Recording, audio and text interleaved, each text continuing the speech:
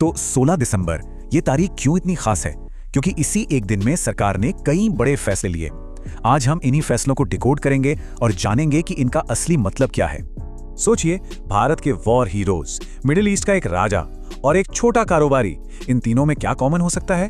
ये सभी उस दिन लिए गए बड़े सरकारी फैसलों के सेंटर में थे। चलिए एक एक करके इसे समझते हैं। तो सबसे पहले बात करते हैं भारत के गौरवशाली सैन्य इतिहास की। सरकार ने एक बहुत ही खास दिन चुना हमारे देश के नायकों को सम्मान देने के लिए, और ये एक बहुत बड़ा कदम है। अब इस फैसले के पीछे की कहानी को समझने के लिए हमें चलना होगा 1971 में।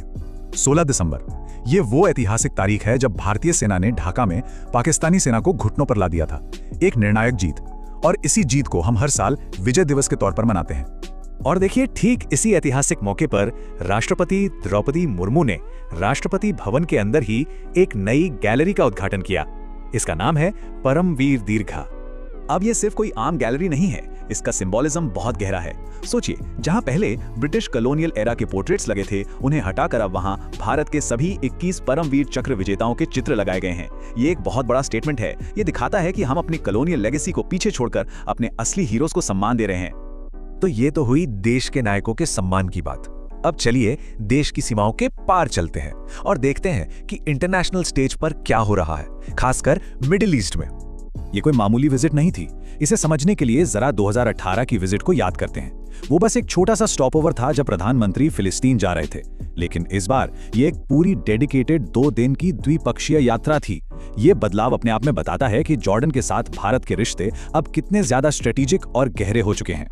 और इस विजिट में सिर्फ बातें नहीं हुई, बल्कि कॉन्क्रीट आउटकम्स पर फोकस था। प्रधानमंत्री मोदी और किंग अब्दुल्ला सेकंड ने इंडिया जॉर्डन बिजनेस फोरम को संबोधित किया। ट्रेड, इन्वेस्टमेंट और यहां तक कि डिफेंस कोऑपरेशन बढ़ाने पर भी सहमति बनी।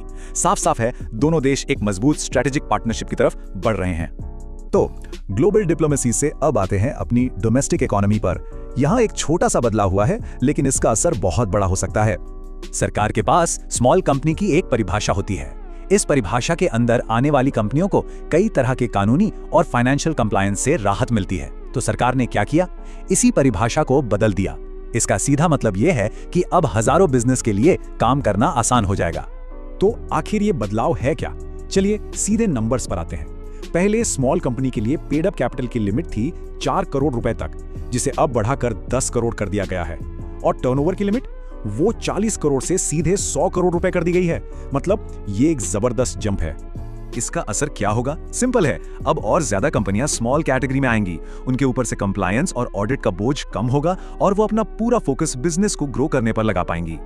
इकोनॉमी को बूस्ट देने के साथ साथ सरकार जमीनी स्तर पर लोगों की सुरक्षा के लिए भी एक बड़ा कदम उठा रही है, और ये जुड़ा है डिजास्टर मैनेजमेंट से। तो इसके लिए केंद्रीय गृह मंत्रालय ने एक बहुत बड़ा प्रोजेक्ट अप्रूव किया है। अमाउंट कितना है? 507 करोड़ रुपए से भी ज्यादा। ये पैसा डिजास्टर मैनेजमेंट के लिए है।